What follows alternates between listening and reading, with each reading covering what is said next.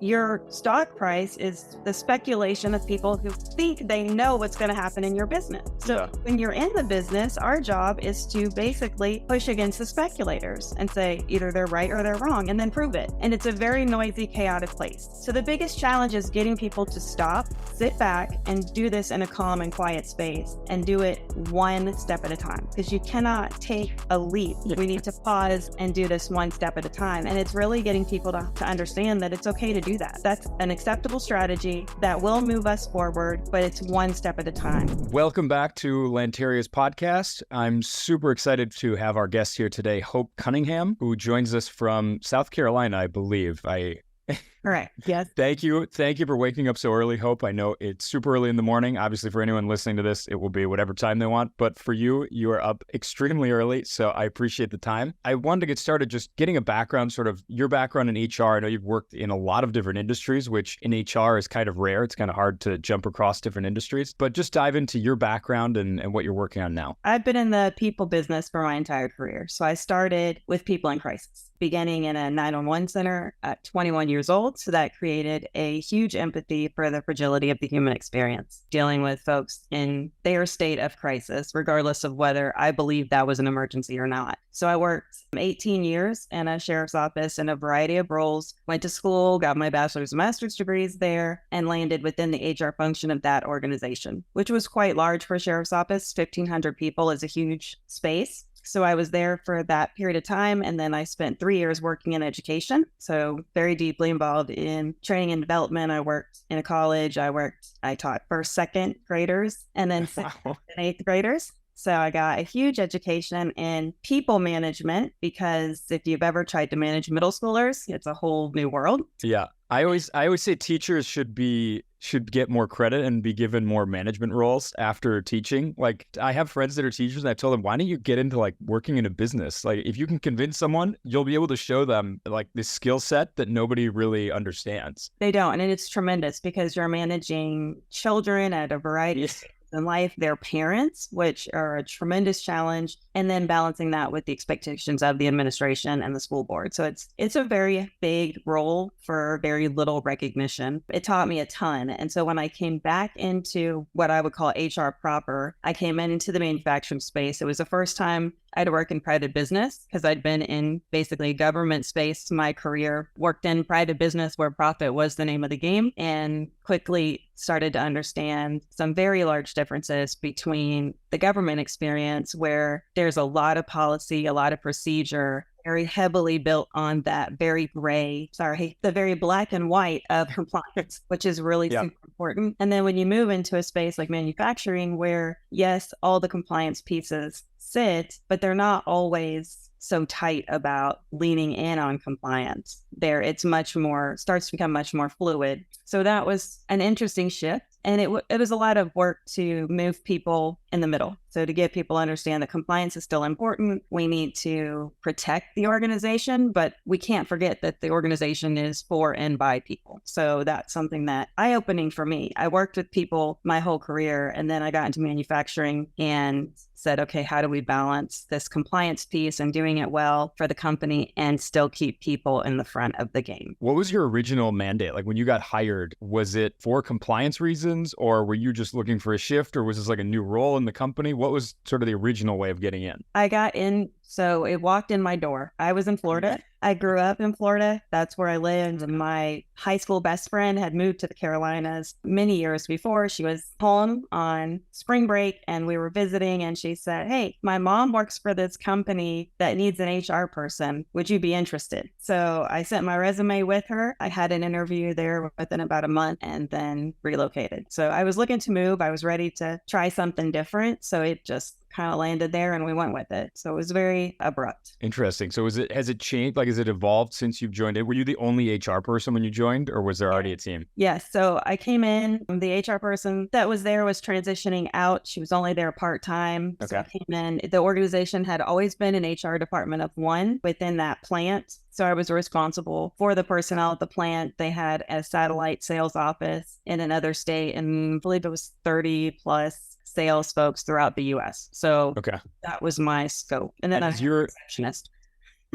has your role grown? Like, it's always interesting to me when one of the common themes of people we've talked to is like they kind of fall into a certain area of HR and then their role ends up expanding in the company because all of a sudden the CEO or the bosses sort of realize like, wow, this is actually way more important than we realized. And they're like, well, what else do you think we could do here? And it ends up becoming this like big expansive role. How has it changed since you started? When I came in, I had the managing director at the time. He had already planned for his early retirement. It was something that was important to him. He exited a little more than a year after I started with the company, and a new managing director came in. Now, he had previously been the plant manager, so he'd been there for a length of time. He knew the business, he knew the people. He needed guidance, he needed coaching. He had an engineer's mindset on how things happen, how to do them. He was super capable. He had the tools, but didn't always deploy them in the right way when managing people. So there were folks that he had to re-win trust with. Okay. So I did a lot of coaching with him on how to do that, how to manage the people experience and the business. So we really became partners, which was really good for me because I was learning about manufacturing, learning about the ins and outs, and we almost became a knowledge exchange group. So he taught me about lean, he taught me about 5S, he taught me about manufacturing process and principles. And so through that experience, I became a lot better at how do I manage in this gray area? How do I coach and lead? And I was given that opportunity through him. And it even kind of parlayed a little bit further. We had a small night shift group, and the night shift manager was going out on an extended leave. And as a joke passing, the managing director said, "Hey, do you want to work night shift?" And I said, "Yeah, sure, I'll work night shift." And then I did. So I actually worked night shift and I led that small team. I learned about all the things they were doing, how they were doing the manufacturing process, shipping and receiving, incoming and outgoing goods, and really partner with them. And what happened is I developed good relationships with that team, just like I had developed relationships with the day shift team. So even though we only overlapped by an hour when I was leaving and they were coming in. So it was a great experience for me. It grew me in ways I didn't expect to grow. And even though my roles always really sat in the generalist arena, I really said, okay, how do I do this better? How do we listen better? How do we start to incorporate the people experience? So that became a part of what we did. So it was now taking this business strategy at the very top and saying, okay, this is our objective as a business. And then now we started building key results that didn't just talk about, okay, how do we become more lean? How do we become more efficient? How do we draw more sales? But now how do we improve the people experience so that our team doesn't just want to show up and do the job and leave, so that they serve our customer better? And that really changed our organization. Their goal was to double the output of the factory. And that was probably about 3.5 years ago where that concept was started, and we started driving towards that. And every objective and key result was guiding towards that process. And I'll tell you, they just announced a $5.3 million expansion of that factory. They're going to meet their goal. And the goal was to do it within 5 years. So it's really the power of diving into all the functions and not ignoring the people. People are part of the strategy. So it was really... People are the business usually. That's the thing that gets overlooked.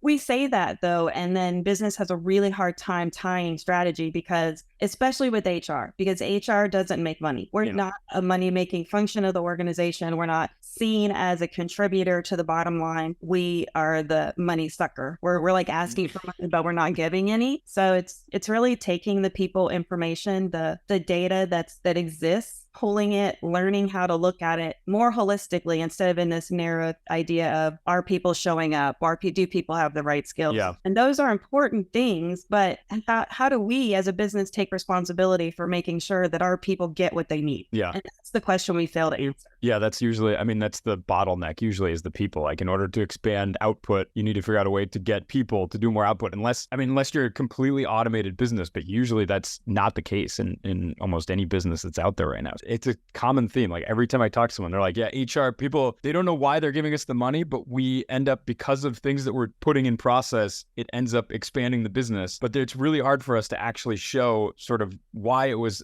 our initiative that did that. But it seems to be like a common common theme across tons of organizations that we talk to. It is. And the tie back is super important. That's where HR falls. I mean, that's where we fail as HR professionals is we do all this work and we drive all this initiative, but then we don't complete the follow through. We don't make sure that it completely comes to a close, nor do we take after the follow through and say to our management team and to our people, hey, this is what you told us and this is what we did and this is how they come together. And because we fail to do that, what happens is it goes away. Eventually it dies because nobody's interested in carrying that load, or people don't see the connection. And so what they do is they go back to their work position grumbling, well, you asked for feedback and then you didn't do anything.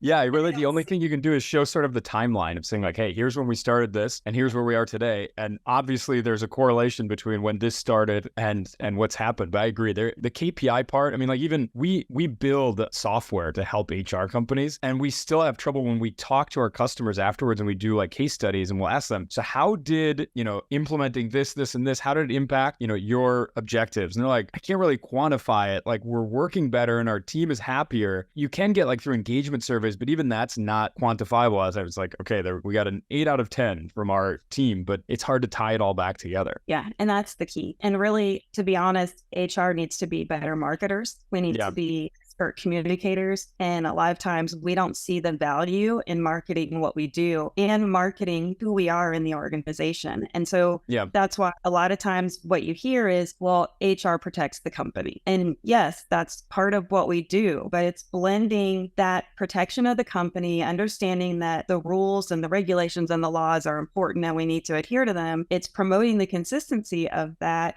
but also understanding that this person is a person. Like they have real life outside of this building, and really bad things happen to really good people. And we need to take a pause and understand that. No, you're right. You're right. So I know you're working on something new. You were like launching sort of new project or side project, or I don't know what you want to call it, but like, where does this come from? And like your evolution from being a 911 operator to an educator to HR, like what is this sort of next step? And like, what is it that where did this come from? So Lead Like Her is a passion project, and it's really born out of, when I say I love people, that's the truth. And sometimes it's hokey and people don't believe that, but because I was very young and very impressionable in that first job, hearing people in crisis and helping them navigate something and doing it with zero capacity to actually help them. Yeah. I couldn't do anything. All I could do was talk to them, reassure them, build a relationship in a 3-minute phone call maybe, and then send the right at the right time. So that love of people has just continued to grow. And I recognize that in business, as we said before, people are the core foundation, but establishing a seamless connection between business strategy and the people-centric initiatives is a super hard challenge. It's hard to carry that, to capture it, to follow it through. So Lead Like Her is dedicated to driving continuous improvement in the realm of HR and employee engagement. So I want to combine that strategic insight, innovative practices, really deep commitment to enhancing the lives of the employee with the aim to really revolutionize how organizations perceive and prioritize people. So are you looking to go into organizations that don't have an HR department, or ones that have an HR department, but they're kind of just focused on compliance and lack this sort of people part? Both, yeah. Both have needs, right? And even established places. So even if you go to some place that has things pretty well figured out, having an outsider come in, see organization from another viewpoint can help you continuously drive improvement. Because again, what happens is a lot of times we get in a position where we're static, things are going good, and you hear it all the time. Big organizations grow on the backs of amazing people practices that are implemented early on, and then you start to hear years down the road some negative things happening. And it's because you get comfortable. Yeah. And when you're comfortable, you stop doing the things that got you there. Yeah. But you sometimes forget why. I mean, I think from people I've talked to, they did a very good job, and maybe some people inherited those processes or those ideas. They weren't theirs. So the why of why they did is like, well, that's just, we've always done this. Like, why? Why not? Yeah. So like you said, I could see why having a third party come in and reflect on that and say, hey, why are you doing this? Like, let's dig a little bit deeper and see if there might be something better. Especially organizations change. Like, as you know, if you have 25% people turnover, that's a huge change. Yes. And really that idea of continuous people improvement comes from that managing director I talked about who taught me about lean, because he would say, we're trying to do it in the factory. We couldn't get it to stick. And finally, he's like, okay, everybody's going to do it. I don't care if you work in the office, you work in the factory. I don't care who you are. So he started teaching everyone how to do it. And I found myself ordering subs, watching the sandwich maker going, well, that's too many steps. That's not lean. There's waste there. And I'm like, I found myself like going through this process, and I realized that we do that when we're taught. We do that in everything that we do. And so why aren't we doing it in the people space? How do I save 2 seconds? How do I make it better? How do I become more efficient? Because that's how we deliver better within our business and, quite frankly, in our lives. I mean, where do you put the cups? You put them close to the fridge, right? It's I'm the worst at this type of stuff. I actually, listening to you said, I would love to learn things about lean, because I always hire other people to implement these types of things, because I'm like, I like sales, I like other types of things. I'm like, I know there's people that are super good at this stuff, but I always find it interesting when they explain it to me. I'm like, oh wow, that's super cool. Like, just thinking like that, like the cups should be next to the fridge. That's something we do naturally. We don't even think about it. Yeah, we just go, they go there. That's lean in practice. And but we don't typically do that in the people space. Business typically doesn't look at people as a lean engagement initiative. And so it's really a lean like her is, hey, I love people. I love to see people win. And when people win individually, businesses win. And if we combine that all with the idea of continuous improvement, we all get better. Interesting. How do you view, like, so you're inside of your organization, do like coaching and working with your team members. How do you view that? Because we actually talked to someone a few weeks ago that does something similar, that she doesn't hire anyone externally from coaching. She did it all internally. How do you view like external coaching versus internal coaching? What are like the challenges to that? Like, how is it different? So it is different. So as an internal coach, so what we're talking about with my current organization, I've learned those folks. I know them. We have relations already established through work. So basically we've learned to trust each other, because when I said I was going to do something, I delivered, and the same was true with them. And so that's allowed me the opportunity to come alongside them and say, hey, can I talk to you about this? Or can we work on that? Or I think it would have been better if you would have approached this way. Plus, by building those relationships, I have team members that come to me and say, hey, I have this situation. How do I handle that? So that's already been established. I think when you come in as an external coach, now you have to already come in. They're asking you to come in. So they've kind of read your bio. They know what your credentials trust that you can do what they need. But now you have to come in and you have to sell that and market that and show that you're going to deliver what you said and more. And so there's a little bit more of I have to create that trust environment. I have to show that I'm capable of doing what I'm saying that I can do. And then also flexibility is key. And that's on both sides of this coin, because everybody's at a different state and you have to meet them where they're at and understand that some people are only going to coach to a certain level, and that's going to be their stop. Are there certain areas, I mean, being an external coach versus internal coach, do you think it's easier externally to press people a little bit deeper? I mean, like when you have those relationships, that for me is the hardest thing. When I was talking to this other woman, Jamie, for me, the hardest thing from coaching internally is you have that relationship, and it's hard for people to put down those barriers with someone they know they're going to see every day versus someone they know is like coming in, they're solving something, a problem has been established, and now they can just work on it and you can be honest about it. How do you break those barriers down internally that ways that, externally it's easier? So, I mean, you're right, because let's say you give advice to a leader and it's hard for them to execute that because it's outside of their comfort zone, because that's what we're doing, right? We're pushing people beyond what is normal or what feels comfortable for them. Yeah. And maybe that goes awry at first. Yeah. So that happens, right? Or they attempt a strategy and it falls flat, or something doesn't work the way that they anticipated. And it's really about backing up, taking a neutral position in that role and understanding, saying, okay, let's talk through what happened and why it didn't go the way we thought it would. Because again, people are fluid. And the reality is that person who you're approaching to solve a problem with could be in one frame of mind today, but then when they go to execute, their frame of mind has changed. And so the execution changes. So it's really kind of gaining ground and understanding that is going to happen and establishing that up front. And fortunately, with my career group, I've done that. So I had coached an employee twice on a particular issue. It was a little bit of a tough one because there was a power positional issue going on there. Okay. And we needed to work through that. And frankly, I didn't know the players involved well enough. So I got someone else involved. I said, look, I've given you kind of the capacity of how I think this should go, and we're still struggling. So let's get someone else involved who's worked with this person longer, who can maybe understand some more from a different perspective. So we brought someone else in. We had a group meeting between the three of us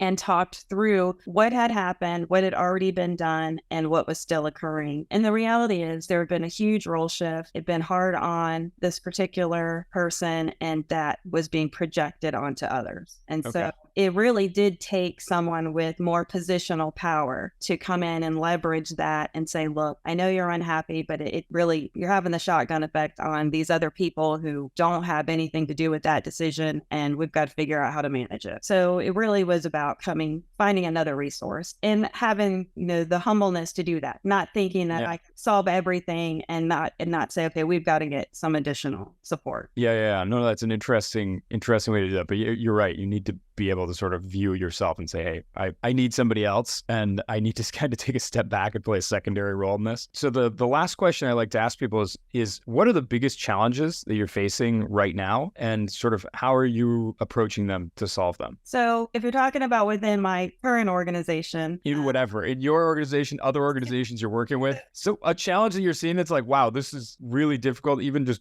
we've talked to some people that, AI is a difficulty for them, lots of things, just to understand sort of what you're seeing and how you're approaching it. So I think the biggest challenge is, first, we have to listen. And I think it's hard as human beings to listen. We like to talk, and we like to hear talk, and we have big ideas. And I'll tell you, as a person, I am a person with lots of moving parts, lots of ideas. I always have big ideas. The problem is someone had to rein me in and say, you can't do everything. You have to choose. And so that I find that true as organizations are trying to solve problems, because organizations don't have a single problem to solve. It's many problems with many faces. So what I've learned is we have to pause and listen and really ask the question, what's the most important aspect of this? What do we have to do in order to do the next thing, and take it a bite-sized piece at a time, which inherently we know that, but we want to go quickly. We want to solve this problem quickly, because at the end of the day, our company wants to make a profit. Our team wants to make a profit, because we all benefit from that. It answers the age-old question, what's in it for me? Yeah. Right? So what are the incentives? Yes. So when we're doing that, it's okay. We need to stop. We need to listen. We need to engage. And when we engage, we have to do it quietly. So one of the things I learned very early on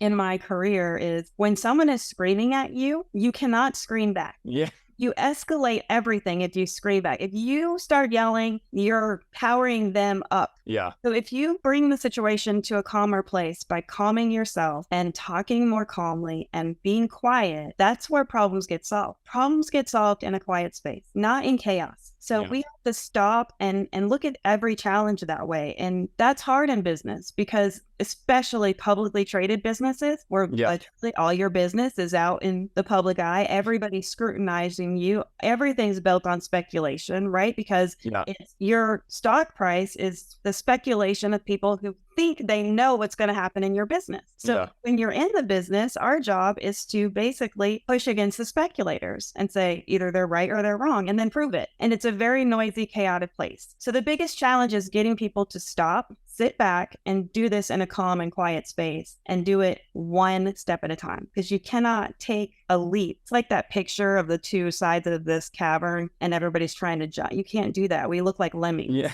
We need to pause and do this one step at a time. And it's really getting people to understand that it's okay to do that. That's an acceptable strategy that will move us forward, but it's one step at a time. And what I did in my current organization, because like all manufacturing, turnover is one of our biggest challenges. Yeah. It's huge in manufacturing. And then you have this constant churn. It fatigues the current staff. So I said, look, we need a multifaceted approach, but we can't do this all at once. So I had 5 steps. And I said, okay, we're going to do one, and we're going to test it. We're going to make sure that it worked before we go to the next thing. And so we're 14 months in, and I am on step 5. We're getting ready to execute step 5. But we didn't do it all at once.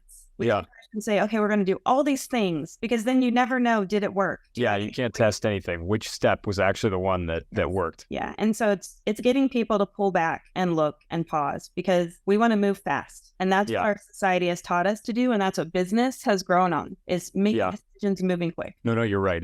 And I can see even just from employees that, when there's a small thing in front of them, a small task that they see, and they're like, well, we got to fix this. We have to fix it. And you say, like, hang on, why is this issue keep coming up? And maybe there's another way to solve this, but just let's take some time and do it. Like, well, yeah, but in the meantime, let's fix it. And you're like, yeah, but just fixing this isn't going to do anything. Let's stop. I've had that happen to me several times in the past year. Just stop. And people get frustrated and say, like, well, what's going on with this? Like, hey, we're thinking, we're working on it. Why is this taking so long? It's like, it's not easy to solve big problems sometimes. No, and it's not. And what you allude to is that idea that, I can see this low-hanging fruit. Yeah. I can fix that, but it's attached to a branch that has much for roots. And so let's figure out, what are we actually doing? Because fixing that might cause more problems. Yeah. So it's really getting people to balance that and we have tons of tools, right? Root cause analysis tools are out there everywhere that tell us, let's ask and ask and ask until we get to the actual problem. And we do that in some areas really well, and we struggle doing it with people. With